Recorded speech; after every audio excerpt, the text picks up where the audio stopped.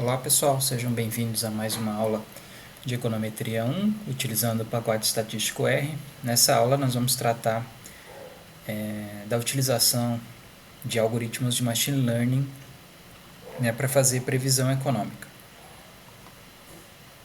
Então, normalmente, como comentado na última aula sobre análise de séries de tempo, normalmente nós utilizamos a econometria quando nós utilizamos como base a teoria econômica, né? Então, nós estamos focados em relações causais quando nós utilizamos econometria. Mas quando nós estamos pura e simplesmente interessados na previsão de uma variável, de um indicador, existem outros algoritmos, né, outras técnicas disponíveis que às vezes superam, né, muitas vezes superam o desempenho dos modelos de econometria para fazer previsão, certo? Mas sem utilizar em consideração a teoria econômica, sem explorar as relações causais da economia. Então, nessa aula nós cobriremos o tópico de previsão econômica com Machine Learning, né? Então não estaremos interessados nas relações causais nesse momento. Para isso nós utilizaremos o arquivo Machine Learning no R, que é um arquivo script, né? Um arquivo de comandos no R, e também continuaremos utilizando nossas séries de tempo, né? O preço do boi gordo, o preço da soja em reais e em dólares e o preço da ação da Petrobras.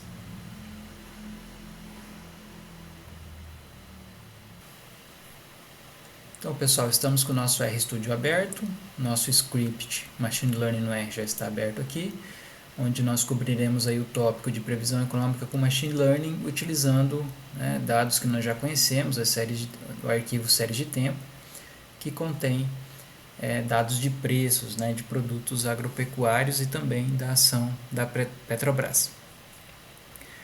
Então, esses comandos, né, apenas criam um objeto que contém o endereço, a pasta onde encontram-se a base de dados, para que nós possamos fazer a abertura de forma automática.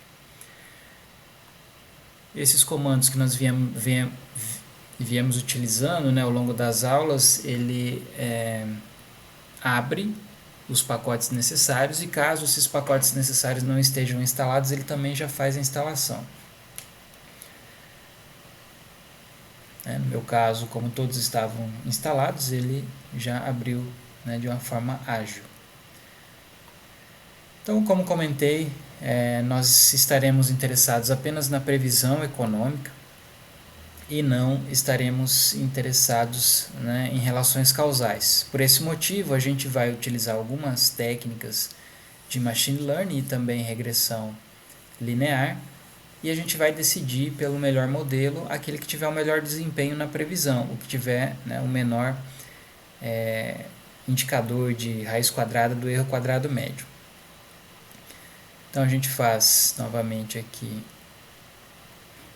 a abertura da base de dados. Esse comando a gente pode ver, né, nossas séries de tempo, que vão de março, uma série de tempo de preços mensais, que vai de março de 2006 até fevereiro de 2024, preços da arroba do boi gordo, da saca de soja em reais e em dólares e também o preço da ação da Petrobras.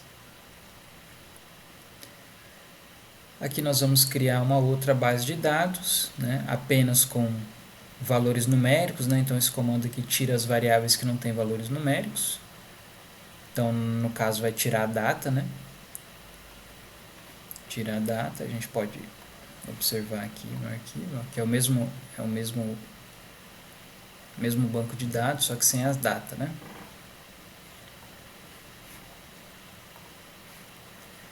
Então, normalmente, num algoritmo de Machine Learning, como já comentado, estamos interessados no modelo que faça a melhor previsão. Então, normalmente, a gente tem a separação da base de dados em uma base onde a gente vai treinar o modelo, né, e uma parte da base de dados em que a gente vai testar, verificar qual dos modelos que tem o melhor desempenho para prever essa parte da base de dados que ficou de fora. Então, nós vamos dividir aqui os dados em 80% para treinar o modelo e 20% para fazer o teste. Então, esse comando aqui faz essa separação, né?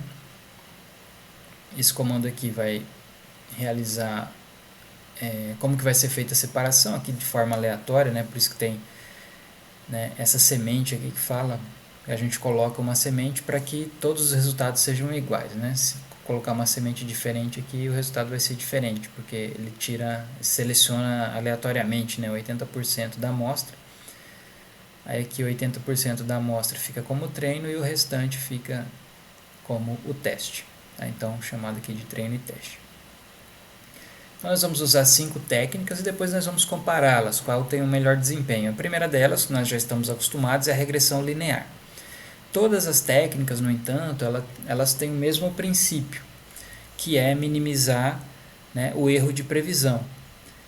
No caso da regressão linear, ela minimiza o erro de previsão minimizando a soma do erro ao quadrado, né, que a gente chama de mínimos quadrados ordinários, é uma das técnicas, né, mínimos quadrados ordinários. Então a gente faz isso escolhendo os valores dos parâmetros, dos betas, né, dos b's. Nós minimizamos o erro ao quadrado escolhendo valores dos parâmetros, dos b's. Então é um método que tem uma simplicidade, né, e ele é muito eficiente quando a relação é aproximadamente linear. Então, por isso que chama regressão linear. Né? Então, muito eficiente, muito utilizado em econometria, é a principal técnica utilizada em econometria. As desvantagens, né? Não captura relações não lineares e é sensível a outliers e multicolinearidade. Então, aqui nós vamos estimar o modelo, né? E aí, como vocês podem observar, a gente vai tentar prever o valor da arroba do boi gordo utilizando as demais variáveis, o preço da soja em reais, o preço da soja em dólares e o preço da ação da Petrobras, utilizando a base de dados de treino. Nós poderíamos explorar modelos diferentes, como fizemos na aula de análise de séries de tempo, né? Por exemplo, colocar séries defasadas aqui, o próprio valor do boi defasado e da soja, que aumentaria bastante o desempenho do modelo, mas por fins didáticos a gente não vai se aprofundar nisso nesse momento.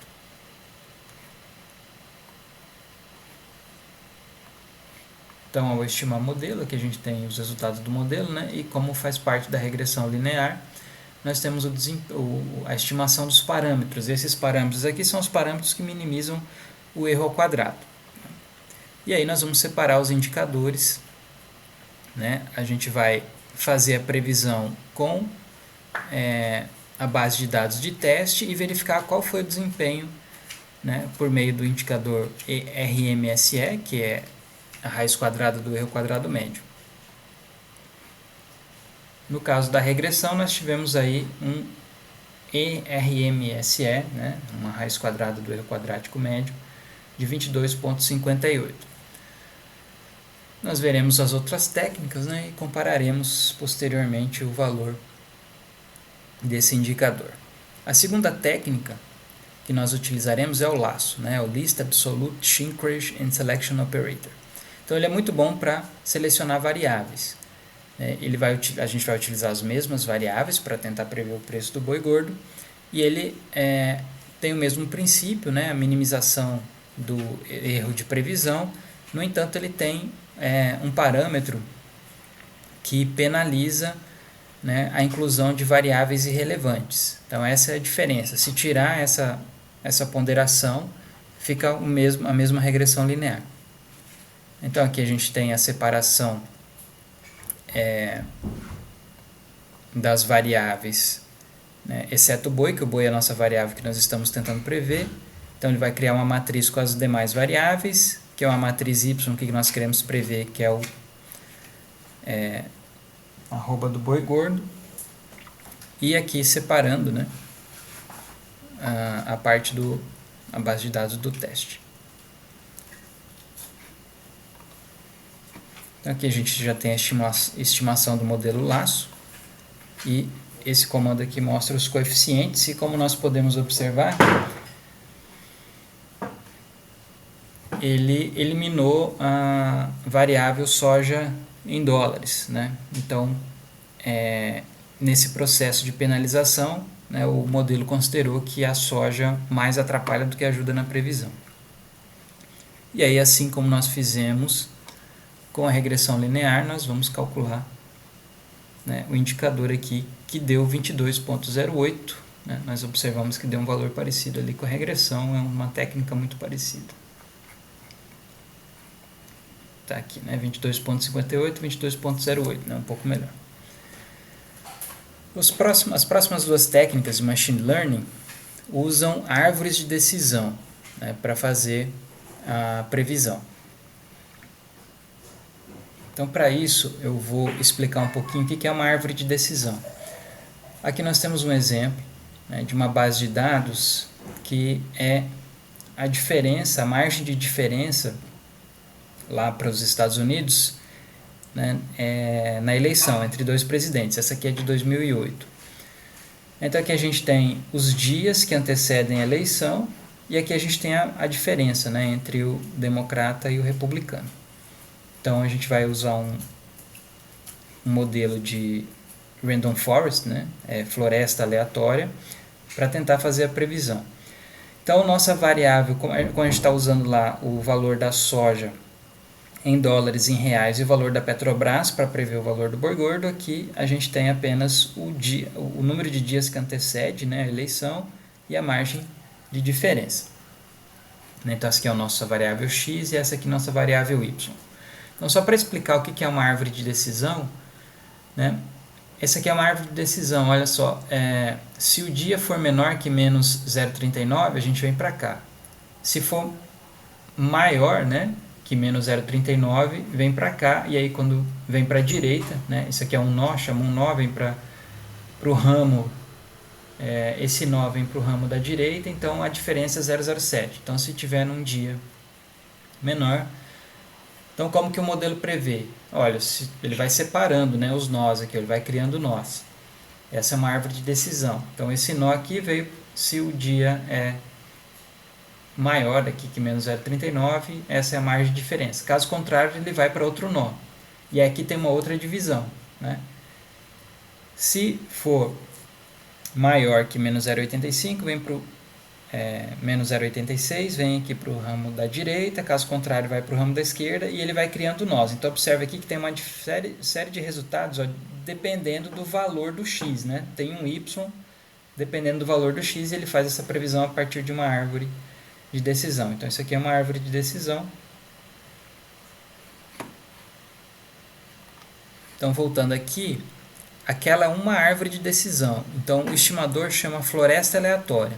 Então ele vai extrair aleatoriamente diversas amostras, né, com reposição, com uma técnica que chama bootstrap, né? Então a gente seleciona as variáveis, o valor das variáveis, depois vai sorteio de novo. Então ele faz várias árvores daquela, né, para fazer, no nosso caso aqui, a previsão do preço do boi gordo, e depois ele faz uma média, né, das previsões, e aí ele faz o modelo de random forest, é isso.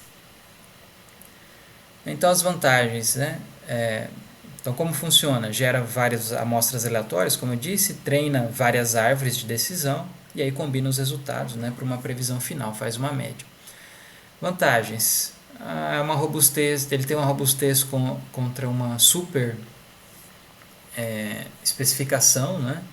Ele funciona bem para dados não lineares e com alta dimensionalidade, e ele pode ser computacionalmente muito demandante, né, de capacidade computacional para grandes bases de dados.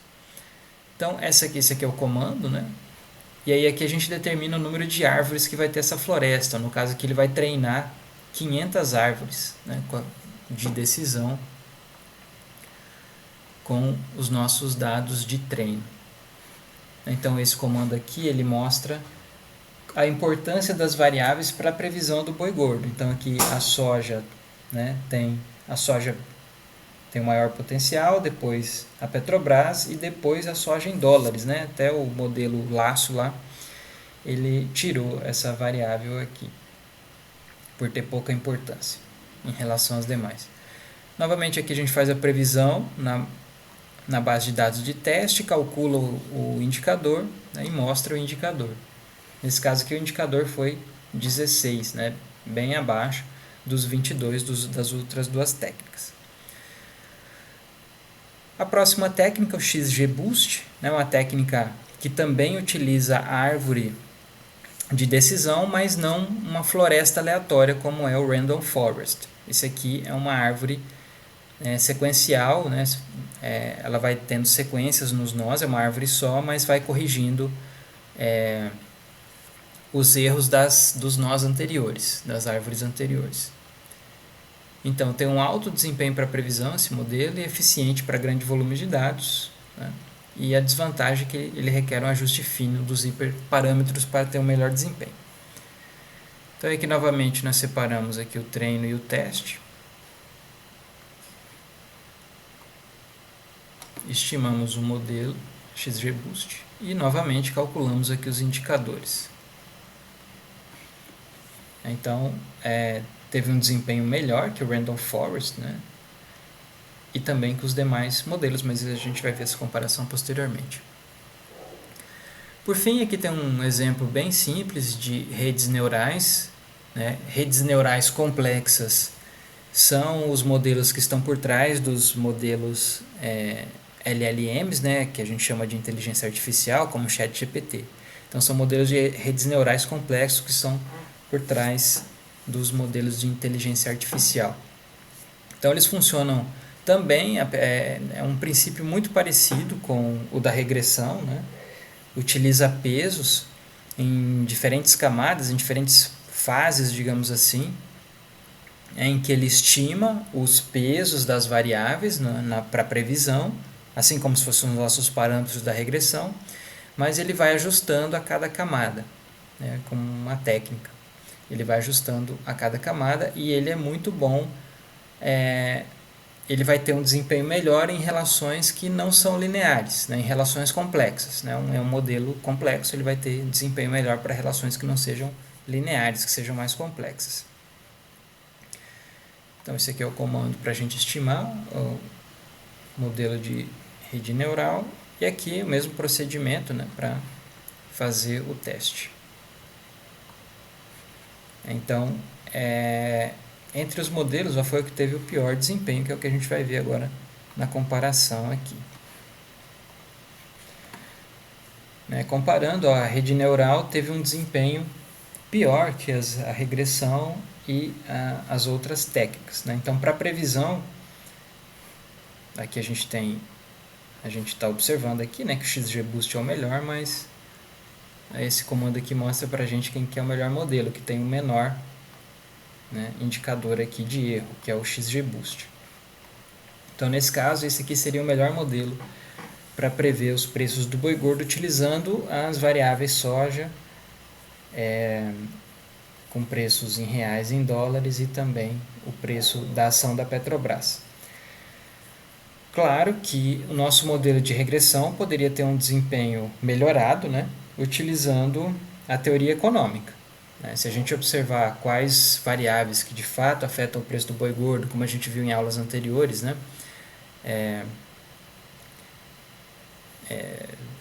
defasagem, né, as defasagens, ou o modelo ARIMA, o modelo VAR, né, podem ter um desempenho melhor que a regressão linear nesse caso e talvez que os outros modelos de Machine Learning. Então é isso, pessoal. Terminando mais uma aula, me coloco à disposição e até a próxima.